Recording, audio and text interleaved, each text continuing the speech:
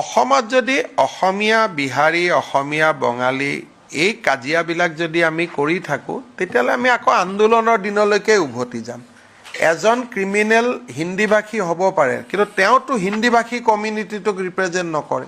এজন অসমীয়া ল'ৰা এজন কোনোবা কাৰণত ধৰ্ষণৰ গোচৰত পৰিব পাৰে, সেইবুলি যদি গোটেই অসমীয়াক কোনোবাই ৰেপিষ্ট বুলি কয় আমি মানিম নেকি? অসমত এজন বিহাৰী অসমীয়াৰ কাজিয়া লাগিলে গোটেই বিহাৰী জাতিটোক টানি আনা, অসমীয়া জাতিটোক টানি আনা, এইটোতো কোনো কাৰণেই সমৰ্থনযোগ্য নহয়। তেওঁ যদি মিটিং কৰি যে মই সকলো বিহাৰী ৰাইজৰ হৈ এই কাজিয়াখন কৰিছোঁ, তেতিয়া বেলেগ কথা।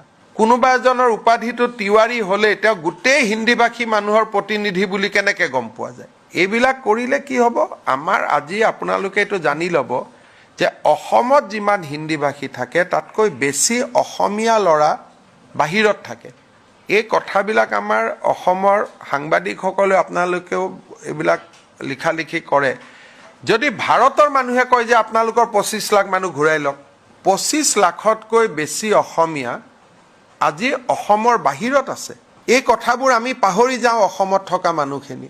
এই বস্তুটো ঠিক বস্তু নহয়। কোনোবা যদি বিহাৰী সংগঠন এটাই বা হিন্দীভাষী সংগঠন এটাই প্ৰস্তাৱ লৈ আমাক আক্ৰমণ কৰে তেতিয়া বুজি পালোঁ।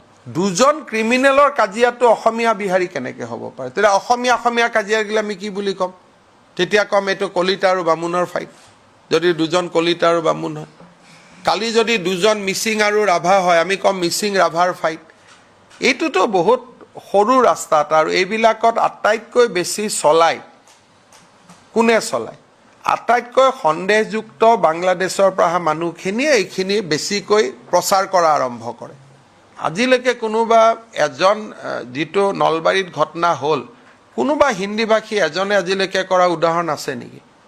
কোনোবা বঙালী ভাষী এজনে কৰা উদাহৰণ আছে নেকি? গতিকে এইটোতো, সেইকাৰণে মোৰ ভিউটো স্পষ্ট, আমি ভাৰতীয়, আমি অসমীয়া। গতিকে আমি যদি উগ্ৰ অসমীয়া কৰোঁ তেতিয়াহ'লে আমাৰ 25 লাখ মানুহক আমি ভাৰতৰ পৰা ঘূৰাই আনিব লাগিব। কাৰণে কেইজনমান মানুহৰ কাৰণে অসমীয়া জাতিৰ উত্থানৰ প্ৰক্ৰিয়াটো স্তব্ধ হ'ব নোৱাৰেতো। আমাকতো ভাৰত লাগিবই। কাৰণে মোৰ কমেণ্টটো মোক সুধিবই নালাগে, মোৰ কমেণ্টটো সদায় স্পষ্ট ধৰি ল'ব যে এইবিলাক কথাত মই নাই, আৰু যিকেইজনে এইবিলাক কাম কৰে তেওঁলোকক মই বেয়া পাওঁ। চান্দা নিদিব, চান্দা নিদিলে অসমীয়া বিহাৰী কৰি দিব, চান্দা নিদিলে অসমীয়া মাৰোৱাৰী কৰি দিব। আমাৰ কোনটো ছোৱালীক আজিলৈকে তেওঁলোকে ধৰ্ষণ কৰিছে মোক কওকচোন? ক'ত আজিলৈকে ৰেকৰ্ড আছে? কোনোবা আজিলৈকে ৰেকৰ্ড আছে নেকি মাৰোৱাৰী মানুহে আমাৰ অসমীয়া ছোৱালীক ধৰ্ষণ কৰা? হিন্দীভাষী মানুহে, কিন্তু যোনে ধৰ্ষণ কৰা কেছ এটা হয় তাৰ পিছত অসমীয়া বিহাৰী এটা লগাই দিয়ে, দি পেলাই তেওঁলোকে কাজিয়াখন আমাৰ খংটো ডাইভাৰ্ট কৰিব খোজে। গতিকে এইবিলাক হৈছে কিছুমান মানুহে স্বভাৱ কৰি লৈছে যে চান্দা তুলিব আৰু খাব। এইটোতো পিয়'ৰ চান্দা তোলাৰ কেছ এটা আছিলে। মইতো পুলিচক বাৰে বাৰে সুধিছোঁ, আৰু পুলিচজন জনজাতীয় মানুহ, বলিন দেউৰী, তেওঁক মই বাৰে বাৰে সুধিছোঁ ইয়াত অসমীয়াৰ এটা AIত নাম এটা লগাই দিব, অসমীয়া গো বেক। আৰে AIত আজিকালিতো যোনে তোনে আৱাজ লগাব পাৰে।